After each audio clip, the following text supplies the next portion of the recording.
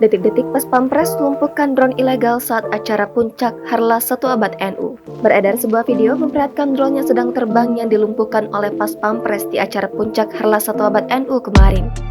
Video tersebut diunggah oleh akun TikTok @infolantasmojokerto dan telah ditonton lebih dari 3,5 juta tayangan.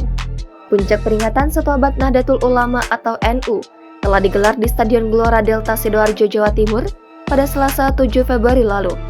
Acara tersebut dihadiri oleh massa NU atau Nahdliyin. Presiden Republik Indonesia Joko Widodo pun turut menghadiri acara tersebut. Namun, satu hal menarik terjadi pada saat peringatan 1 Abad NU tersebut. Sebuah pesawat tanpa awak atau drone ilegal diterbangkan di area RI1 berada, yakni di sekitar Stadion Gelora Delta Sidoarjo.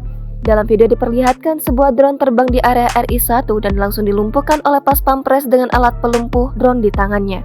Area RI1 yang dimaksud ialah wilayah yang dijaga ketat oleh aparat penegak hukum atau pas Pampres dan harus berada dalam kondisi keamanan ekstra tinggi karena menjaga keamanan Presiden Indonesia. Diketahui aksi melumpuhkan drone yang dilakukan anggota pas Pampres itu sesuai dengan peraturan pengamanan Presiden. Menurut Peraturan Menteri Perhubungan Nomor 37 Tahun 2021 dan Peraturan Pemerintah Nomor 4 Tahun 2018, penghentian pengoperasian dalam bentuk menjatuhkan pada area yang aman termasuk dalam pengenaan sanksi. Salah satunya disebabkan tidak memiliki persetujuan atau beroperasi tidak sesuai dengan persetujuan yang diberikan. Sontak saja, unggahan tersebut pun mendapat berbagai komentar warganet. Banyak warganet yang mengapresiasi tindakan pas Pampres tersebut untuk menjaga keamanan orang nomor 1 di Indonesia itu. Jangan lupa subscribe, share, komen, dan like ya!